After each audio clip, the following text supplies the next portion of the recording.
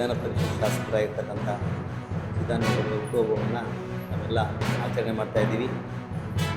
ಶಿಕ್ಷಣ ಎಷ್ಟು ಮಹತ್ವ ಅಂತಕ್ಕಂಥದ್ದಕ್ಕೆ ನಮ್ಮ ಸ್ನೇಹಿತರಾಗಿರ್ತಕ್ಕಂಥ ತಂದೆಯವರೆಲ್ಲ ಹೇಳಿದ್ದಾರೆ.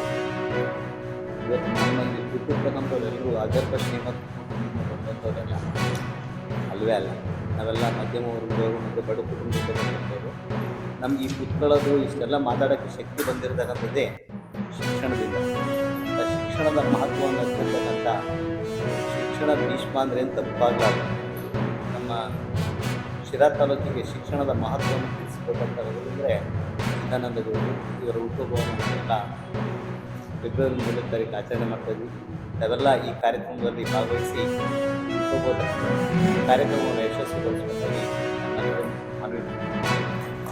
ಈ ಸಂಚಾರಿ ನಿಯಮಗಳ ಸಪ್ತಾಹವನ್ನು ಹಮ್ಮಿಕೊಂಡಿದ್ದೇವೆ. ಉದ್ದೇಶ ಇಷ್ಟೇ. ಇವತ್ತು ಹೆಚ್ಚಾಗ್ತಿರ್ತಕ್ಕಂಥ ವಾಹನ ದಟ್ಟಣೆಯಿಂದ ಸಂಚಾರಿ ನಿಯಮಗಳನ್ನು ಸರಿಯಾಗಿ ಪಾಲನೆ ಮಾಡದೇ ಇರೋದ್ರಿಂದ ದಿನೇ ದಿನೇ ಅಪಘಾತಗಳು ಹೆಚ್ಚಾಗ್ತಾ ಇದೆ. ಈ ಅಪಘಾತಗಳಿಂದ ಜೀವ ಹಾನಿಗಳು ಕೂಡ ಆಗ್ತಾ ಇದ್ದಾವೆ, ಆಸ್ತಿ ನಷ್ಟಗಳು ಕೂಡ ಆಗ್ತಾ ಇದೆ. ಜಾಗೃತಿಯನ್ನು ಮೂಡಿಸುವಂಥ ಒಂದು ರಸ್ತೆ ಸಪ್ತಾಹ.